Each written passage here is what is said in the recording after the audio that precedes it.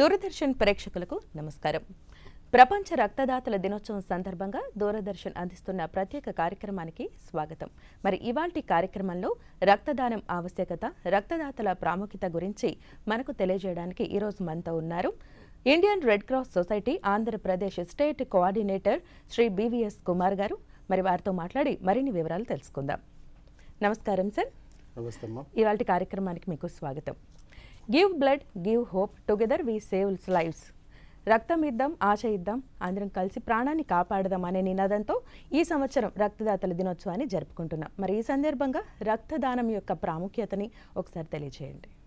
రక్తదానము చాలా ఇంపార్టెంట్ అండి. ఎందుకంటే మనము సైంటిఫిక్గా ఎంత డెవలప్మెంట్స్ వచ్చినా కూడా ఈ రోజుకి కూడా ఆర్టిఫిషియల్ బ్లడ్ అనేది మనం తయారు చేయలేకపోయాం. ఇక్కడే కాదు, ప్రపంచవ్యాప్తంగా ఎక్కడ కూడా రక్తం కావాలన్నప్పుడు ఒక రక్తదాత నుండే బ్లడ్ తీసుకోవాలి తప్పితే మనకి ఎక్కడ ఆర్టిఫిషియల్గా చేసే అవకాశం లేదు. సో అందుకని ఈ రక్తదాతలకి మనం ప్రోత్సహించాలి. రక్తదానాన్ని ప్రోత్సహించినప్పుడే మనం ఈ పెరుగుతున్న జనాభాకి అనుగుణంగా రక్తం అత్యవసర పరిస్థితుల్లో అందించడానికి అవకాశం ఉంటుంది. Exactly right sir.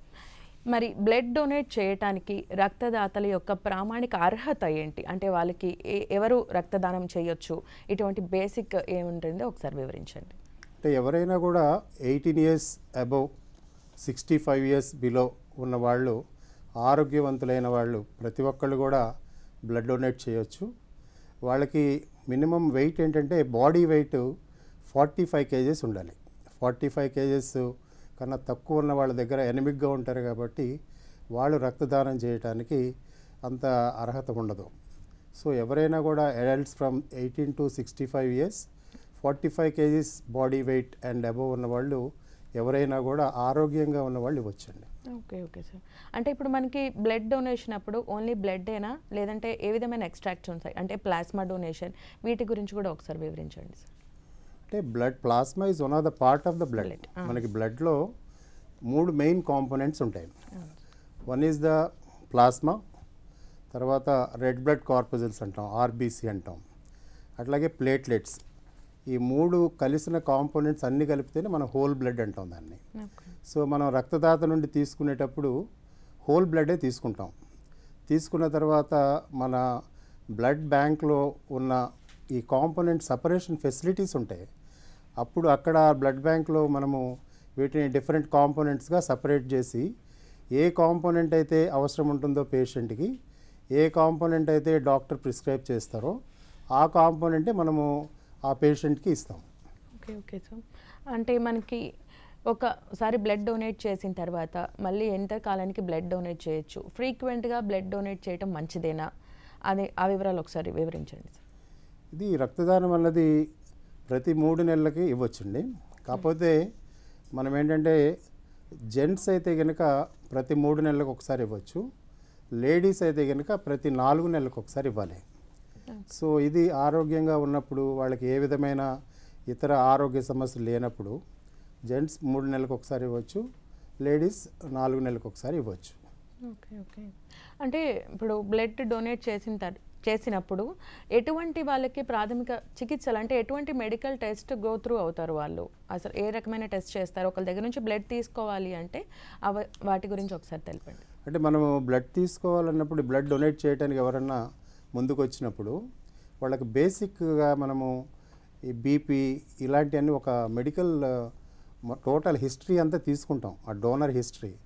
అప్పుడు ఏంటంటే వాళ్ళంతా హెల్తీగా ఉన్నప్పుడే మెడికల్ ఆఫీసర్ సర్టిఫై చేస్తారు అంటే బ్లడ్ డొనేట్ చేయడానికి ఎలిజిబుల్ అన్నది. మేజర్గా అందులో మనం చూసేది అంటే హెమోగ్లోబిన్ చూస్తాం. హెమోగ్లోబిన్ 12.5 grams కన్నా ఎక్కువ ఉన్న వాళ్ళందరినీ కూడా మనం వాళ్ళ దగ్గర రక్తం సేకరించవచ్చు. 12.5 కన్నా తక్కువ ఉన్నప్పుడు వాళ్ళే కొంత ఎనిమిక్గా ఉంటారు కాబట్టి వాళ్ళ దగ్గర రక్తం తీసుకుంటే మంచిది కాదు. Okay okay.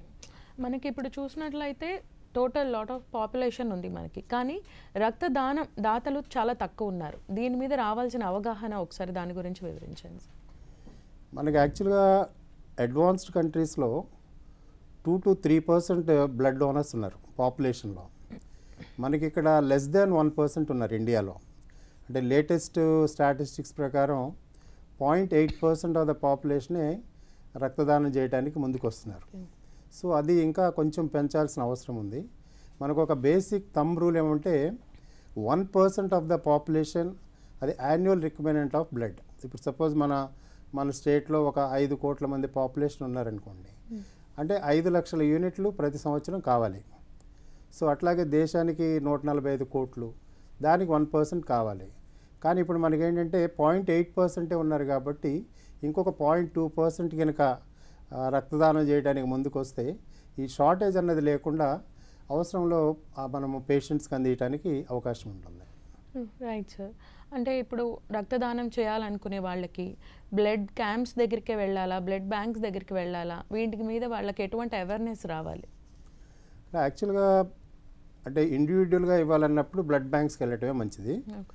అలా కాకుండా ఒక గ్రూప్గా కొన్ని ఆఫీసులు కానివ్వండి, కాలేజెస్ కానివ్వండి, ఏదైనా ఆర్గనైజేషన్స్ కానివ్వండి, బ్యాంక్స్, ఇప్పుడు అలాంటి వాళ్ళు ఇచ్చినప్పుడు అక్కడికే బ్లడ్ బ్యాంక్ వాళ్ళు వచ్చేసి ఒక క్యాంప్ ఆర్గనైజ్ చేస్తారు.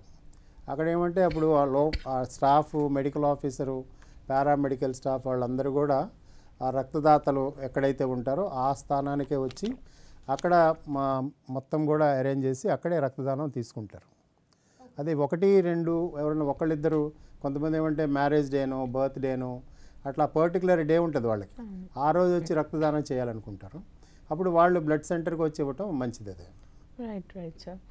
మనకి రక్తదానం అప్పుడు అంటే ఎస్డిపి అంటే సింగిల్ డోనర్ ప్లేట్లెట్స్, వీటి గురించి ఒకసారి వివరించండి సార్, పూర్తి విశ్లేషణ అందించండి. అంటే ఇప్పుడు మనము రెగ్యులర్గా చూస్తూ ఉంటాం డెంగ్యూ ఫీవర్స్ లేదా మలేరియా వచ్చినప్పుడు ప్లేట్లెట్స్ పడిపోయింది అంటారు కదా. ఆ ప్లేట్లెట్స్ పడిపోయినప్పుడు ఆ ప్లేట్లెట్స్ని బాడీలో ఇంప్రూవ్ చేయడానికి ప్లేట్లెట్స్ ట్రాన్స్ఫ్యూజ్ చేస్తాం.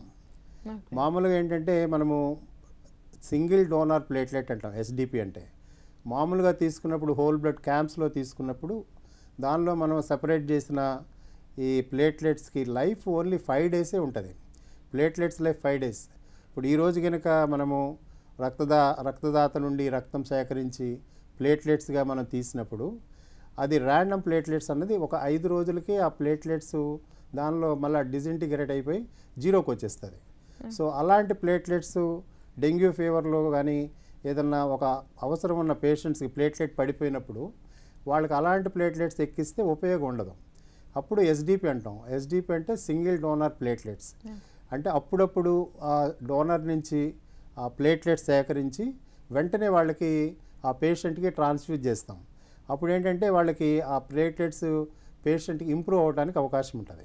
దీని ఏమంటే మనం ఎఫ్ఆర్సిస్ ప్రాసెస్ అంటాం. ఈ ఎఫ్ఆర్సిస్ ప్రాసెస్లో ఈ రక్తదాత దగ్గర కూడా ఓన్లీ ప్లేట్లెట్స్ వరకే తీసుకుంటాం. మళ్ళీ ఆర్బీసీ కానివ్వండి, ప్లాస్మా మళ్ళీ ఆ రక్తదాత బాడీలోకే మళ్ళీ ట్రాన్స్ఫ్యూజ్ చేస్తాం. ఓన్లీ అవసరమైన ప్లేట్లెట్స్ వరకే తీసుకొని ఆ పేషెంట్కి ఇవ్వడం జరుగుతుంది అన్నమాట. అప్పుడు ఆ పేషెంట్కి ఎప్పుడైతే ఆ ప్లేట్లెట్స్ పడిపోయిందో ఆ లెవెల్స్ ఆఫ్ ప్లేట్లెట్స్ ఆ బాడీలో పెరుగుతాయి. Okay okay sir. మనకంటే ఇప్పుడు ఎనీ ఎమర్జెన్సీ సిచ్యువేషన్ వచ్చినప్పుడు వామ్ బ్లడ్ నీడ్ అవుతుంది సర్జరీస్లో కానీ పేషెంట్కి, దాని గురించి ఒకసారి వివరించండి సార్. ఎస్పెషలీ ఈ కార్డియాక్ డిసీజెస్ ఉన్నప్పుడు, హార్ట్ సర్జరీస్ కానివ్వండి, అలాంటివి ఉన్నప్పుడు ఏంటంటే స్టోర్డ్ బ్లడ్ ప్రిఫర్ చేయరు డాక్టర్స్. వామ్ బ్లడ్ అంటే మీరు డైరెక్ట్గా ఒక బ్లడ్ డోనర్ని తీసుకురండి, ఆ గ్రూప్ ఉన్న డోనర్ని వాళ్ళ దగ్గర తీసుకున్న బ్లడ్ అంటే వెంటనే ప్రాసెస్ చేసిన వెంటనే ఆ పేషెంట్కి ఎక్కిస్తారు. అది ఎందుకంటే కొన్ని మయోకార్డియల్ ప్రాబ్లమ్స్ అంటాం. ఆ మయోకార్డియల్ ప్రాబ్లమ్స్ని రెడ్యూస్ చేయడానికి ఒకటి, ప్లస్ పోస్ట్ ఆపరేటివ్ ట్రీట్మెంట్లో ఈ వామ్ బ్లడ్ అన్నది కొంచెం ఉపయోగపడుతుంది, తొందరగా క్యూర్ అవ్వడానికి అవకాశం ఉంటుంది అన్నమాట. అందుకని ఎస్పెషల్లీ కార్డియాక్ సర్జరీస్లోనే ఈ వామ్ బ్లడ్ అడుగుతారు, ప్లస్ డైరెక్ట్ డోనర్నే తీసుకురమ్మని అడుగుతూ ఉంటారు. బట్ వేరే అన్నిట్లో కూడా మన బ్లడ్ సెంటర్లో ఉన్న స్టోర్డ్ బ్లడ్ డాక్టర్స్ యూజ్ చేస్తారు. అది ఓకే ఓకే. అంటే ఈ వామ్ బ్లడ్ నీడ్ అయినప్పుడు మరి ఎట్లా అంటే డైరెక్ట్గా డోనర్ కాంటాక్ట్స్ అవి మీ ద్వారా హాస్పిటల్స్లో ఉంటాయా? వాళ్ళని ఎలా కాంటాక్ట్ చేయడానికి వీలవుతుంది? అంటే ఈ హాస్పిటల్స్లో ఉండదు, కానీ వాళ్ళు డాక్టర్స్ చెప్తారు. జనరల్గా ఈ సర్జరీస్ అన్నీ ఎమర్జెన్సీ సర్జరీస్ ఒక 5 to 10% ఉంటుంది. ప్రతిమాటికి ఏంటంటే వాళ్ళు చెప్తారు మీ రక్తం ఇది చూసుకున్న తర్వాత సర్జరీ చేస్తామంటారు. అప్పుడు ఈలోపు వాళ్ళు ఆ బ్లడ్ గ్రూప్ ఉన్న డోనర్ని ఐడెంటిఫై చేసి తీసుకుంటారు. లేదంటే అత్యవసరంగా వచ్చినప్పుడు మాకు రెడ్ క్రాస్ బ్లడ్ బ్యాంక్ కనుక వాళ్ళు కాంటాక్ట్ చేస్తే మా దగ్గర ఎట్కాల్ ఇచ్చే డోనర్స్ లిస్ట్ ఉంటుంది. ఆ లిస్ట్ జనరల్గా ఎక్కువ మంది కూడా ఈ స్టూడెంట్స్ ఉంటారు. ఇప్పుడు మనకు విజయవాడలో లయోలా కాలేజ్ కానివ్వండి, కేబిఎన్ కాలేజీ, సిద్ధార్థ కాలేజ్, ఇక్కడ ఉన్న స్టూడెంట్స్లో ఎన్ఎస్ఎస్ గ్రూపు, ఎన్సిసి గ్రూప్స్ ఉంటాయి. వాళ్ళంతా మా దగ్గర రిజిస్టర్ అయి ఉంటారు, వాళ్ళ గ్రూప్స్ అవి. ఎప్పుడన్నా ఎమర్జెన్సీ కావాలన్నప్పుడు వాళ్ళ ఎన్ఎస్ఎస్ కోఆర్డినేటర్ కనుక ఫోన్ చేస్తే వాళ్ళు స్టూడెంట్స్ని పంపిస్తూ ఉంటారు. అది అప్పుడు వాళ్ళకి ఆ లైవ్ డోనర్ ఉంటుంది కాబట్టి వెంటనే వాళ్ళ దగ్గర నుంచి రక్తం తీసుకొని ఆ పేషెంట్కి సర్జరీ చేస్తూ ఉంటారు. Okay okay sir. సో ఒకసారి అంటే మనకి షెల్ఫ్ లైఫ్ ఆఫ్ బ్లడ్ అంటే ఏంటి సార్, దాని గురించి ఒకసారి వివరించండి. అంటే బ్లడ్కి ప్రతి కాంపోనెంట్కి ఒక లైఫ్ పీరియడ్ ఉంటుంది.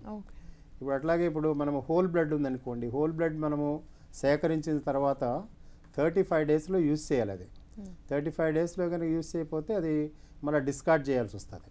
సో అవి అందుకే ఏంటంటే మేము ప్లాన్డ్గా మా దగ్గర ఉన్న స్టాక్ పొజిషన్స్ని బట్టి, రిక్వైర్మెంట్ని బట్టి తీసుకుంటూ ఉంటాం. ఎవరో ఒకేసారి కనుక ఎక్కువ యూనిట్స్ ఇచ్చినా కూడా దాన్ని ఇమీడియట్ డిస్పోజ్ చేయలేకపోతే వేస్ట్ అయిపోతుంది. అలా కాకుండా ఫేజ్డ్ మేనర్లో వాళ్ళనే మేము అడుగుతాం. ఇప్పుడు ఒక్కోసారి ఒక ఏదో రిపబ్లిక్ డే అనుకోండి, ఆ రోజు చాలామంది వస్తారు ముందుకు క్యాంప్స్ కండక్ట్ చేయడానికి. వాళ్ళని రిక్వెస్ట్ చేసి ఒక 1 వీక్ తర్వాత ఇవ్వండి, 10 డేస్ తర్వాత ఇవ్వండి అని అలా మేము అడిగి వాళ్ళ దగ్గర కలెక్ట్ చేస్తూ ఉంటాం. సో జనరల్గా బ్లడ్కి, హోల్ బ్లడ్కి అయితే 35 డేస్ ఉంటుందండి. అలాగే ఆర్బీసీకి 35 డేస్ ఉంటుంది. ఒక ప్లేట్లెట్స్కి మాత్రమే 5 డేసే ఉంటుంది. సో ఈ 5 డేస్లో అందుకే అవి ఎస్డిపి అడుగుతూ ఉంటారు ఎక్కువ, ఈ ర్యాండమ్ ప్లేట్లెట్స్ కాకుండా. ఇప్పుడు మీరు క్యాంప్స్ అన్నారు కదా, ఒకసారి అంటే మనకి ఎక్కడ నిర్వహిస్తుంటారు అని అవేర్నెస్ చాలా ఉండదు. అంటే బ్లడ్ ఇవ్వాలని ఉన్నా కానీ బ్లడ్ క్యాంప్స్ ఎక్కడ జరుగుతున్నాయి, వీటి గురించి మరింత అవేర్నెస్ కలగాల్సిన అవసరం ఉందంటారా? ఉందండి, తప్పకుండా ఉంది. ఎందుకంటే మన భారతదేశంలో అంటే మనం 2 రకాల డోనర్స్ ఉంటారు మనకి. ఒకటేమంటే వాలంటరీ బ్లడ్ డోనర్స్.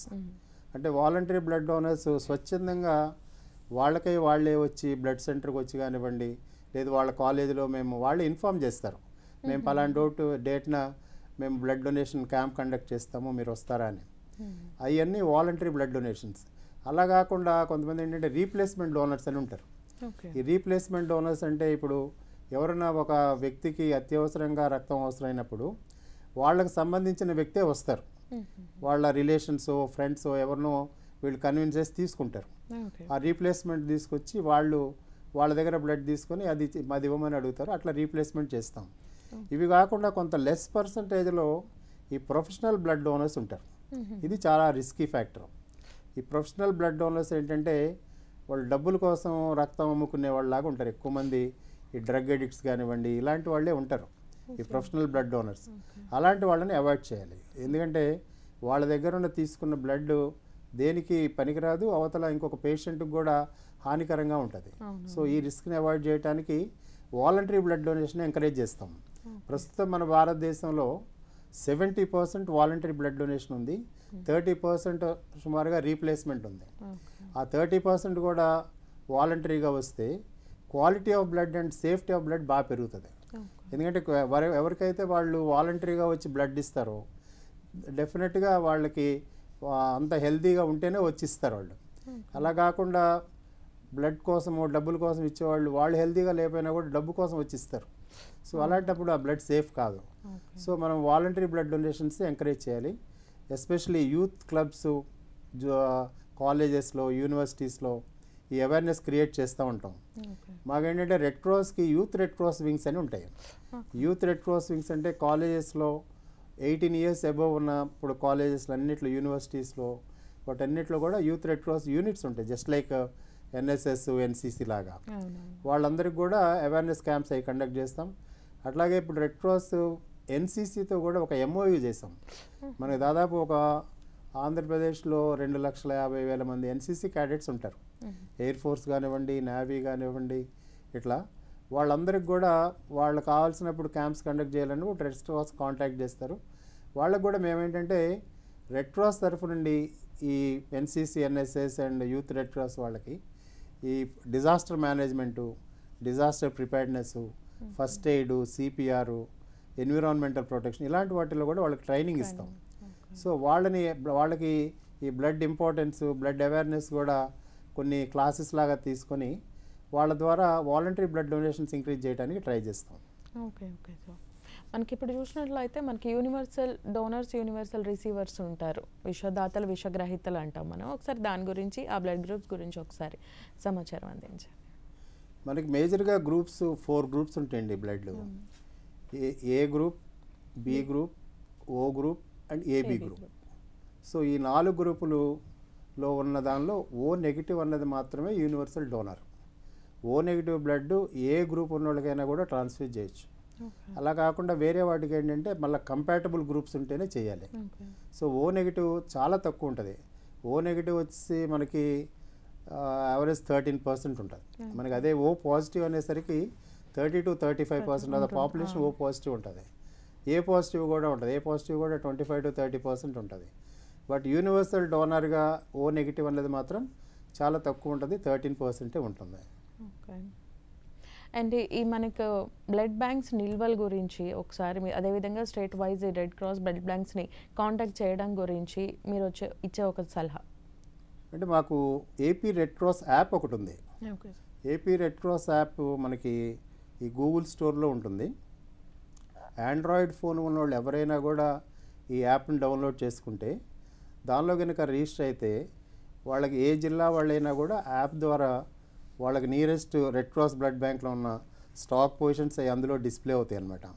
సో అలాగే ఎవరైనా బ్లడ్ డొనేట్ చేయాలంటే కూడా యాప్ ద్వారా రిజిస్టర్ చేసుకోవచ్చు. వాళ్ళకి వాళ్ళు ఎప్పుడైతే రిజిస్టర్ చేసుకున్నారో వాళ్ళకి nearest red cross blood bank information వెళ్ళిపోతుంది. వాళ్ళే కాంటాక్ట్ చేస్తారు, డోనర్ని కాంటాక్ట్ చేసి వాళ్ళ దగ్గర బ్లడ్ డొనేట్ చేసేటట్లు చర్యలు తీసుకుంటారు అన్నమాట. Okay sir. అంటే ఇప్పుడు మనకి బ్లడ్ షుగర్, బీపీ ఉన్నవాళ్ళు లేదా మనకి హెచ్ఐవి కానివ్వండి, ఇట్లా డ్రగ్ అడిక్ట్స్ కానివ్వండి, ఇలాంటి వాళ్ళు ఇవ్వడానికి ముందుకు వచ్చినప్పుడు మీరు ఏ విధమైన టెస్ట్ చేస్తారు? వాళ్ళని ఏ విధంగా వాళ్ళ దగ్గర నుంచి వచ్చిన బ్లడ్ని గ్రహీత వరకు వెళ్లకుండా ఏ విధంగా ఆపడం జరుగుతుంది? యాక్చువల్గా బ్లడ్ డొనేట్ చేయడానికి వచ్చినప్పుడు ముందు ఫిట్ ఫర్ బ్లడ్ డొనేషన్ అనేది మెడికల్ ఆఫీసర్ సర్టిఫై చేస్తాడు. ఆ సర్టిఫై చేసినప్పుడు ఈ బేసిక్గా ఈ బీపీ, షుగరు, ఈ పేషెంట్ రికార్డ్ అంతా తీసుకుంటారు. అప్పుడప్పుడు బేబీ మన వెయిట్ కానివ్వండి, బీపీ కానీ, హెమోగ్లోబిన్ పర్సంటేజ్లు అవన్నీ కూడా చెక్ చేస్తారు. చెక్ చేసిన తర్వాత వెయిట్ ఇవన్నీ ఫిట్ ఫర్ బ్లడ్ డొనేషన్ అంటేనే వాళ్ళ దగ్గర రక్తదానం తీసుకోవడం జరుగుతుంది. మీరు చెప్పిన హెచ్ఐవి ఇవన్నీ కూడా జనరల్గా వాళ్ళు హెచ్ఐవి వాళ్ళు వచ్చి ఇవ్వరు. ఎందుకంటే వాళ్ళకి అవతల తెలుస్తుందేమన్న ఒక స్టిగ్మా ఉంటుంది. కాకపోతే ఏంటంటే కొన్నిసార్లు తీసుకున్న తర్వాత మేము బ్లడ్ అంటే మ్యాండేటరీ టెస్ట్లు ఉంటాయి. గవర్నమెంట్ ఆఫ్ ఇండియా ఒక రక్తదానం తీసుకున్న తర్వాత దానికి మ్యాండేటరీగా 5 టెస్టులు చేయాలి. 5 టెస్టులు చేసిన తర్వాతే దానికి సేఫ్ బ్లడ్ అని చెప్పి సర్టిఫై చేస్తారు. ఆ సేఫ్ బ్లడ్ని మాత్రమే పేషెంట్కి ఇష్యూ చేయాలి. సో ఈ 5 టెస్టులో హెచ్ఐవి ఒకటి. HIV, hepatitis B, hepatitis C, malaria and sexually transmitted diseases అంటాం, ఎస్టీడీ అంటాం. ఈ డిసీజ్ ఉన్నదా లేదా అన్నది వాళ్ళ దగ్గర నుంచి రక్తం మేము సేకరించిన తర్వాత బ్లడ్ సెంటర్లో ఇవన్నీ కూడా పరీక్షలు చేస్తాం. ఇవన్నీ పరీక్షలు చేసి ఇవన్నీ ఏమి లేదన్నప్పుడే దాన్ని సేఫ్ బ్లడ్ కింద మెడికల్ ఆఫీసర్ సర్టిఫై చేయడం జరుగుతుంది. ఆ బ్లడ్నే మనం పేషెంట్స్కి ఇష్యూ చేయడం జరుగుతుంది అన్నమాట. Okay sir. అంటే ఇప్పుడు మనం చూసినట్లయితే బ్లడ్ డొనేట్ చేసిన దగ్గర నుండి దాత దగ్గర నుంచి గ్రహీత వరకు వెళ్ళే ప్రాసెస్ అంటే ఇన్ బ్యాంక్ అనేది బయట జనాలకి పెద్ద అవేర్నెస్ ఉండదు. సో ఆ ప్రాసెస్ ఎలా ఉంటుంది? అంటే బ్లడ్ డొనేట్ చేసిన తర్వాత బ్లడ్ సెంటర్కి తీసుకెళ్తారండి. బ్లడ్ వితిన్ 8 అవర్స్లో తీసుకెళ్ళాలి. ఓకే. అంటే ఇప్పుడు డిస్టెంట్ ప్లేసెస్లో కూడా మనం ఎప్పుడన్నా బ్లడ్ డొనేషన్ కండక్ట్ చేసినప్పుడు సో ఒక 40-50 అవ్వగానే ఒక వెహికల్ పెట్టేసి బ్లడ్ సెంటర్ తీసుకొస్తాం. ఎందుకంటే అది టెంపరేచరు ఒక ఇది 40 degrees, ఇది ఈ -6 degreesలో ఉంచాలి. 6 degrees అంటే కొన్ని ఉంటాయి. ఇప్పుడు ప్లేట్లెట్స్ ఉందనుకోండి, అది ప్లాస్మా -80 దాకా ఉంచవచ్చు. ప్లేట్లెట్స్ వచ్చి రూమ్ టెంపరేచర్లో ఉంచవచ్చు. ఆర్బీసీ వచ్చేసి 6 degreesలో ఉంచవచ్చు. కానీ కలెక్ట్ చేసిన బ్లడ్ని మాత్రం మేము మామూలుగా 6 degrees సెంటిగ్రేడ్ అది మెయింటైన్ చేస్తాం. ఐస్ బాక్స్లో అన్నీ తీసుకెళ్తాం. అవి తీసుకెళ్ళి మళ్ళీ బ్లడ్ స్టోరేజ్ సెంటర్కి తీసుకొచ్చేసి ఇవన్నీ చెక్ చేసిన తర్వాత ఈ బ్లడ్ సెంటర్లో మాకు అన్ని different types of cold storage fridges ఉంటాయి, అక్కడ పెడతాం అనమాట. సో అక్కడ పెట్టిన తర్వాత ఈ మ్యాండేటరీ టెస్ట్లన్నీ కూడా చేస్తారు. ఈ మ్యాండేటరీ టెస్ట్లని చేసి సర్టిఫై చేసింది అప్పుడు ఇష్యూకి అక్కడ పెడతాం. సో అది డిస్ప్లే చేస్తాం బోర్డు. ఎవ్రీడే స్టాక్ పొజిషన్ ప్రతి బ్లడ్ బ్యాంక్లో కూడా డిస్ప్లే చేస్తారు. ఓకే. మేము రెడ్ క్రాస్ అయితే మేము ఈ హాస్పిటల్స్ అన్నిటికీ ఒక వాట్సాప్ గ్రూప్ క్రియేట్ చేసాం. ఈ వాట్సాప్ గ్రూప్లో everyday morning red cross blood సెంటర్లో ఏ గ్రూప్ ఎంతెంత స్టాక్ ఉందన్నది అన్ని హాస్పిటల్స్కి తెలిసిపోతుంది. సో దాని ప్రకారంగా వాళ్ళ పేషెంట్స్కి కావాలన్నప్పుడు బ్లడ్ బ్యాంక్కి వెళ్ళమని పేషెంట్ పంపిస్తారు. అంటే ఒక పేషెంట్ పంపించేటప్పుడు ఒక ఫామ్ ఉంటుంది మ్యాండేటరీగా. ఒక హాస్పిటల్లో ఎక్కడైతే సర్జరీ చేసి బ్లడ్ ట్రాన్స్ఫ్యూజ్ చేస్తారో వాళ్ళకు ఒక ఫామ్ ఫిలప్ చేసి మెడికల్ ఆఫీసర్ ఆ కన్సర్న్ డాక్టర్ పంపించాలి. అలాగే ఆ పేషెంట్ శాంపుల్ కూడా బ్లడ్ శాంపుల్ కూడా పంపించాలి. ఈ బ్లడ్ శాంపుల్ పంపించిన తర్వాత సపోజ్ ఇప్పుడు ఒక పేషెంట్ ఓ పాజిటివ్ అనుకోండి, మా దగ్గర ఓ పాజిటివ్ ఉన్నా కూడా వెంటనే ఓ పాజిటివ్ ఇవ్వం. ఆ పేషెంట్ బ్లడ్కి మా దగ్గర బ్లడ్ సెంటర్లో ఉన్న బ్లడ్ని క్రాస్ మ్యాచింగ్ అని చేస్తాం. క్రాస్ మ్యాచింగ్ అని చేసి కంపాటబిలిటీ ఉంటేనే ఇష్యూ చేస్తారు. ఓ పాజిటివ్కి O positive without cross matching ఇస్తే ఒక్కొక్కసారి ఆ పేషెంట్కి ఫ్యాటల్ అవుతుంది. అట్లా ఇవ్వకూడదు. క్రాస్ మ్యాచింగ్ చేసిన తర్వాత ఇస్తారు. అంటే కాంపోనెంట్స్ మ్యాచ్ అవ్వటం అలాగా ఉంటుందా సార్? అదే కాంపోనెంట్స్ కదండి. ఇప్పుడు కొన్ని సర్జరీస్ని బట్టి దాన్ని బట్టి డాక్టర్ రాస్తారు. ఇప్పుడు ఏదైనా యాక్సిడెంట్ కేసు ఉందనుకోండి, ఆర్బీసీ కావాలి, ఏదైనా బర్న్స్ కేసు ఉంటుంది, వాళ్ళకి ప్లాస్మా కావాలి, ఈ డెంగ్యూ ఫీవర్స్ ఉంటుంది, వాళ్ళకి ప్లేట్లెట్స్ కావాలి. ఆ ఫామ్లో రాస్తారు వాళ్ళు ఏది కావాలి పేషెంట్కి అన్నది. అప్పుడు దాన్ని బట్టి ఇక్కడ మా దగ్గర ఉన్నదాన్ని అది క్రాస్ మ్యాచ్ చేస్తాం. క్రాస్ మ్యాచ్ చేసి పేషెంట్కి ఇష్యూ చేస్తాం. Okay sir. ఇప్పుడు మనకి బ్లడ్ ఇవ్వడం అనగానే కొందరికి చాలా మందికి ఇప్పటి వరకు ఎంత అవేర్నెస్ వచ్చినా కూడా 70% ఆఫ్ పీపుల్కి ఇంకా కళ్ళు తిరిగిపోతాయి, వెంటనే హెల్త్ పాడైపోద్దన్న అపోహ అయితే ఉంది. దానివల్ల ఇవ్వటం వల్ల మనకి హెల్త్ బెనిఫిట్స్ కూడా ఉంటాయి అనేది చాలా మందికి అవగాహన లేకుండా ఉంది. దాని గురించి మీరు ఇచ్చే సలహా ఒకసారి వివరించండి. లేదండి, యాక్చువల్గా బ్లడ్ డొనేట్ చేయటం వల్ల చాలా మంచిది అది. ఎందుకంటే న్యాచురల్ ప్రాసెస్లోనే మన బ్లడ్లో ఉన్న సెల్స్ కొంతకాలానికి డెడ్ అయిపోతూ ఉంటాయి. ఆ డెడ్ సెల్స్ అన్నీ వెళ్ళిపోయి మళ్ళీ మనకి ఫ్రెష్ సెల్స్ వస్తాయి. అదే మనం 3 months ఒకసారి బ్లడ్ డొనేట్ చేస్తే మనకి ఒక బ్లడ్ ఇప్పుడు సపోజ్ ఎనీ అడల్ట్ హ్యూమన్ బాడీలో కొంచెం సన్నగా ఉన్నా లేదంటే లావుగా ఉన్నా వాళ్ళకి 5 liters ఆఫ్ బ్లడ్ ఉంటుంది. సో 8 అంటే అడల్ట్స్లో. సో ఆ బ్లడ్ని మనం తీసుకునేది 350 ml తీసుకుంటాం బ్లడ్ డొనేషన్ అంటే. ఆ 350 mlలో 1 dayలో వాళ్ళకి అది ప్లాస్మా రికవర్ అయిపోతుంది. ఒక 3-4 daysలో ఆర్బీసీ వస్తుంది. ఒక 6 to 8 weeksలో ప్లేట్లెట్స్ వస్తాయి. అలా జనరేట్ అయిపోద్ది మళ్ళా. సో ఇది ఎప్పుడైతే ఇది రీజనరేట్ అవుతుందో, రీజనరేట్ అయ్యేటప్పుడు ఈ బ్లడ్ సర్క్యులేషన్ పెరుగుతుంది. ఆ బ్లడ్ సర్క్యులేషన్ ఇంప్రూవ్ అవుతుంది డోనర్కి. సో అదే కాకుండా వాళ్ళకి ఎక్సెస్ ఐరన్ ఉందనుకోండి బ్లడ్లో, ఆ ఎక్సెస్ ఐరన్ని బయటికి పంపించేస్తాం. ఎప్పుడైతే బ్లడ్ డొనేట్ చేసాడో కొంత ఎక్సెస్ ఐరన్ వచ్చేస్తుంది. ఈ ఎక్సెస్ ఐరన్ బయటికి రావడం వల్ల vital organs like kidneys, heart, liver ఇవన్నీ కూడా బాగా పనిచేస్తాయి.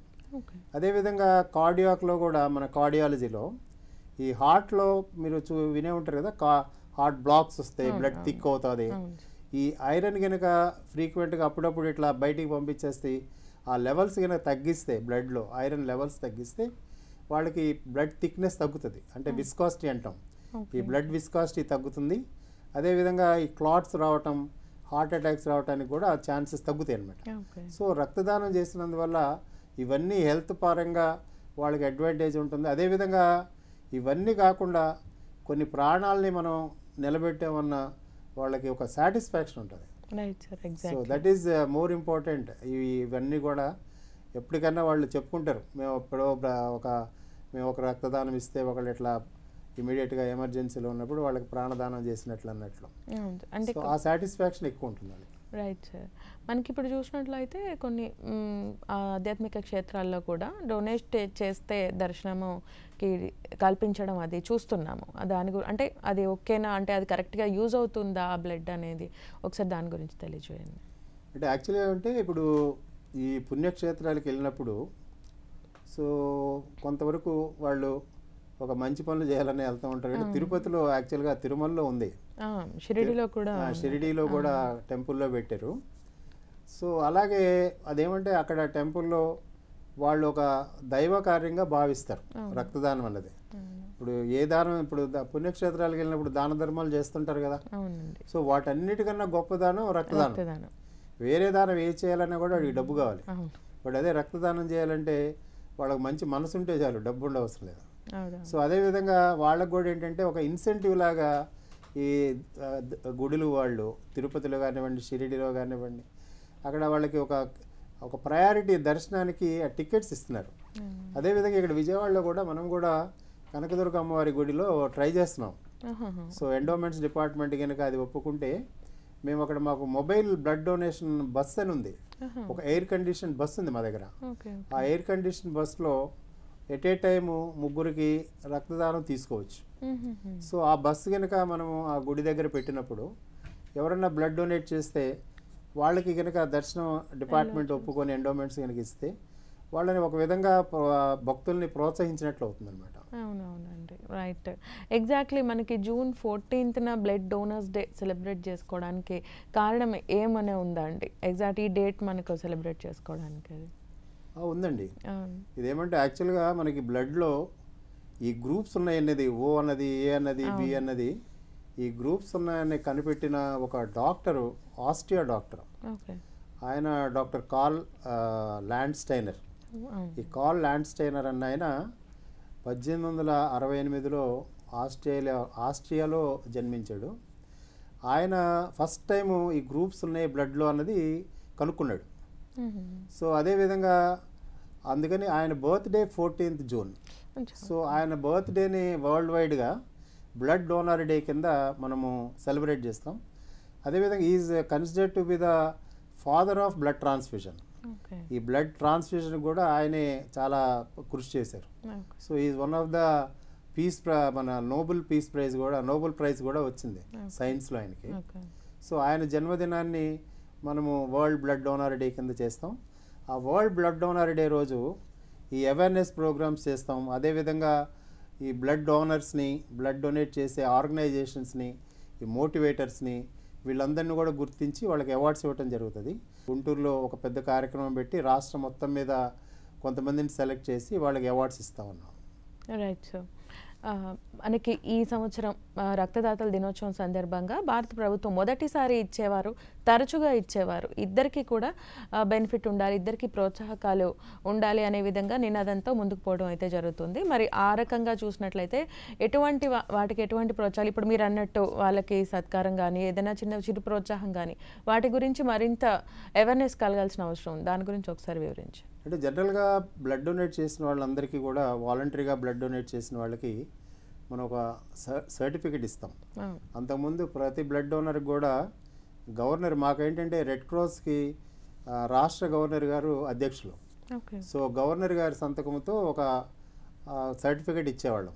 సో అదేంటంటే స్టూడెంట్స్కి, ఎన్ఎస్ఎస్ కానివ్వండి, ఎన్సిసి కానివ్వండి, కాలేజ్ స్టూడెంట్స్కి వాళ్ళ రెజ్యూమ్కి అదొక మంచి అట్రాక్షన్ ఉండేది గవర్నర్ గారి దగ్గర నుంచి ఒక సర్టిఫికెట్ అంటే.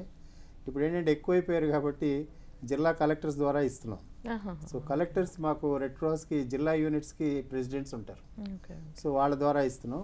అది కాకుండా వాళ్ళకి ఒక గ్రూప్ కార్డ్ ఇస్తాం, బ్లడ్ గ్రూపింగ్ కార్డ్ ఒకటి ఇస్తాం. సో ఆ బ్లడ్ గ్రూపింగ్ కార్డ్తో వాళ్ళు ఎక్కడికైనా వెళ్ళినప్పుడు బ్లడ్ ఒకవేళ అవసరం పడినప్పుడు తీసుకోవచ్చు. వాళ్ళకి బ్లడ్ సెంటర్స్లో కూడా ప్రయారిటీ ఇష్యూ చేస్తాం. అంటే ఎప్పుడన్నా వాళ్ళకి కానీ వాళ్ళ కుటుంబంలో ఎవరికన్నా రక్తం అవసరమైనప్పుడు ఆ బ్లడ్ డోనర్స్కి ప్రయారిటీ ఇస్తాం అక్కడ వాళ్ళకి. సో గవర్నమెంట్ దీనికి ఒక ప్రాసెసింగ్ ఛార్జెస్ ఫిక్స్ చేస్తారు. ప్రతి 2 years ఒకసారి గవర్నమెంట్ ఆఫ్ ఇండియా, అంటే మనం బ్లడ్ కలెక్ట్ చేస్తాం, అది ఉచితంగానే ఇస్తారు. బట్ బ్లడ్ టెస్ట్ చేయడానికి, హెచ్ఐవి టెస్ట్లు కానివ్వండి, హెపటైటిస్, ఈ టెస్ట్లన్నీ చేయడానికి కొంత ఖర్చు అవుతుంది అనమాట. దానికి గవర్నమెంట్ ఆఫ్ ఇండియా ఫిక్స్ చేస్తారు. సో ఆ ఫిక్స్ చేసిన ప్రైస్లో కూడా వాళ్ళకి తగ్గించి ఇవ్వడం జరుగుతుంది అనమాట వాళ్ళకి.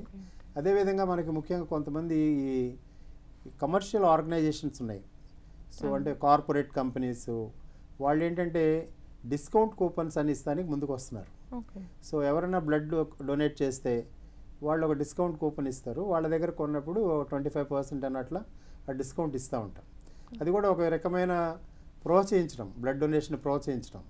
సో దాన్ని కూడా కొంతమంది అట్లా ఇస్తున్నారు. కొన్ని అన్ని సెంటర్స్లో జరగట్లేదు, కొన్ని సెంటర్స్లో అలా జరుగుతూ ఉంది. అవునవునండి, ఇది స్వచ్ఛందంగా ఒక సేవగా ఉండే ప్రక్రియ కూడా రాను రాను కొంచెం కమర్షియల్ అయిపోతుంది. ఈ బ్లడ్ బ్యాంక్స్ నిర్వహణ కానీ, డొనేట్ చేసే వాళ్ళ ఇది కానీ, దాని మీద మీరిచ్చే సలహా ఒకసారి, అంటే ఇది ఒక సేవగా భావించి ఇవ్వాలి అంటారా? అంటే యాక్చువల్గా మనకి రాష్ట్రంలో ఇప్పుడు మనకి దాదాపు ఒక 250 బ్లడ్ బ్యాంక్స్ ఉన్నాయండి ఆంధ్రప్రదేశ్లో. అందులో రెడ్ క్రాస్ 20 బ్లడ్ బ్యాంక్స్ ఉన్నాయి. ఒక ఎన్జిఓస్ కానీ ప్రైవేట్ సెక్టర్లో వాళ్ళు ఒక 158 బ్లడ్ బ్యాంక్స్ దాకా ఉన్నాయి. సో ఎవరికైనా తెలిసింది ఏమంటే ఒక నాన్ ప్రాఫిట్ ఆర్గనైజేషను, ఒక రెప్యూటెడ్ ఆర్గనైజేషన్స్లో క్వాలిటీ ఆఫ్ బ్లడ్ కానీ క్వాంటిటీ ఆఫ్ బ్లడ్ కానీ సేఫ్గా ఉంటుంది. బట్ అదే ప్రైవేట్ కమర్షియల్గా చేసే దానిలో మనకు ఆ నమ్మకం కలగటం కష్టం. ఎందుకంటే వాళ్ళు ప్రాఫిట్, ఇప్పుడు ఒక బ్లడ్ బ్యాంక్ ఎస్టాబ్లిష్ చేయాలంటే దాదాపు ఒక 2 crores అవుతుంది. అదే non profit organisation red cross ఉందనుకోండి, red cross is not bothered about profit, only service motive. ఎందుకంటే ఇది రన్ చేసేదంతా కూడా మాకు సిఎస్ఆర్ ఫండ్స్ నుండి మేము రన్ చేస్తాం. దీనిలో నష్టం వచ్చినా లాభం వచ్చినా కూడా అదేమి ఉండదు. సో అదే ప్రైవేట్గా అనేసరికి వాళ్ళు వ్యక్తిగతంగా ఎస్టాబ్లిష్ చేయటం, దానికి కావాల్సిన లోన్స్ అలాంటి ఏదైనా బ్యాంక్స్ దగ్గర తీసుకోవడం అయినా జరుగుద్ది. కాబట్టి అందుకని వాళ్ళకు కొంత కమర్షియల్ యాటిట్యూడ్ ఉంటుంది. But red cross blood banks కానివ్వండి, రోటరీ బ్లడ్ బ్యాంక్స్ కానివ్వండి, లయన్స్ బ్లడ్ బ్యాంక్స్ కానివ్వండి, వీళ్ళ దగ్గర ఏంటంటే కమర్షియల్ యాటిట్యూడ్ ఉండదు. సో ఓన్లీ డెఫినెట్గా వాళ్ళకి కావాల్సిన, అంటే ఇప్పుడు టెస్టులు చేసే ఉందనుకోండి, హెచ్ఐవి టెస్ట్లే ఉంటుంది. దానిలో ఎలిసా టెస్ట్ అని ఒకటి ఉంటుంది, అట్లాగే మామూలుగా ర్యాపిడ్ టెస్ట్ అని ఉంటుంది. ఎలిసా టెస్ట్ చేస్తే ఒక్కోదానికి కాస్ట్ ఎక్కువ అవుతుంది, అదే ర్యాపిడ్ టెస్ట్ చేస్తే తక్కువ అవుతుంది. సో కమర్షియల్గా ఉన్నవాళ్ళు ఎలిసా చేస్తే ఎక్కువ పడుతుంది అనుకుంటే అవాయిడ్ చేసే అవకాశం ఉంటుంది. బట్ అందరూ అలా చేస్తారని అనటానికి లేదు. బట్ అలాంటి కమర్షియల్ అవుట్లుక్ మన సర్వీస్ ఓరియంటెడ్గా ఉన్న ఆర్గనైజేషన్స్కి డెఫినెట్గా డిఫరెన్స్ ఉంటుంది. మా రెడ్ క్రాస్కి ఆ పేరు ఉంది, ఎందుకంటే మనకి రాష్ట్రంలో ఇప్పుడు ఒక 5 lakhs రిక్వైర్మెంట్ ఉంటే 20% ఆఫ్ ద రిక్వైర్మెంట్ మేము రెడ్ క్రాస్ ఒక్కటే ఇస్తుంది. మాకు ఇప్పుడు 253 బ్లడ్ బ్యాంక్స్లో మా బ్లడ్ బ్యాంక్స్ 20, కానీ మేము ఇచ్చేది 1,00,000 యూనిట్స్ దాకా ఇస్తాం ఎవ్రీ ఇయర్. సో అంటే 5 లక్షల రిక్వైర్మెంట్ ఉన్నప్పుడు ఒక 20 బ్లడ్ బ్యాంక్సే 1,00,000 యూనిట్లు ఇస్తాం. సో దాన్ని ఏంటంటే రెడ్ క్రాస్ మీద ఉన్న నమ్మకంతో కానివ్వండి, కాలేజెస్ స్టూడెంట్స్ కానీ వాళ్ళందరూ కూడా మా యూత్ రెడ్ క్రాస్ ఉండటం, మాకు డిపార్ట్మెంట్గా గవర్నమెంట్ సపోర్ట్ ఉండటంతో మేము ఎక్కువ యూనిట్స్ ప్రొక్యూర్ చేసి ఇవ్వగలుగుతున్నాం. Okay sir, right sir. ఒక్కసారి మరి మన ముందు మాట్లాడుకున్నట్టు దేశ జనాభా నిష్పత్తితో పోలిస్తే దాతల నిష్పత్తి చాలా చాలా తక్కువగా ఉంది, అవసరం ఎక్కువగా ఉంది. సో కంప్లీట్గా ఇది మారాల్సిన పరిస్థితులు అయితే ఖచ్చితంగా ఉన్నాయి. దాని గురించి మీరు ఇచ్చే అవేర్నెస్ సలహా ఒకసారి ఇవ్వండి సార్ కంక్లూడెడ్. ఇప్పుడు యాక్చువల్గా మనకి ఒక విధంగా చాలా ముందుకు వస్తున్నారండి. ఆ కోవిడ్ అప్పుడు, లాక్డౌన్ అప్పుడు కొంచెం ఇబ్బంది పడ్డారు, కానీ తర్వాత చాలామంది యాటిట్యూడ్ మారింది. ప్రజల్లో కూడా ఈ సర్వీస్ మైండెడ్గా ఎక్కువ ఉంటున్నారు. ఈ మధ్య డొనేషన్స్ కానివ్వండి, బ్లడ్ డొనేషన్స్ కానీ ఇవి కూడా ఇవ్వడానికి ముందుకు వస్తున్నారు. సో కాలేజెస్లో కూడా ఎక్కువ క్యాంప్స్ జరుగుతూ ఉన్నాయి. ఇంకా ఏంటంటే రూరల్ ప్రాంతాల్లో కొంచెం అవేర్నెస్ క్రియేట్ చేయాల్సిన అవసరం ఉంది. సో రూరల్ ఏరియాస్లో మనము ఈ ప్రభుత్వం ద్వారా ఇప్పుడు ఈ వరల్డ్ బ్లడ్ డోనర్ డే ఉందనుకోండి, ఇప్పుడు ఆంధ్రప్రదేశ్ స్టేట్ గవర్నమెంట్ మొత్తం ఒక నోటిఫికేషన్ ఇచ్చారు.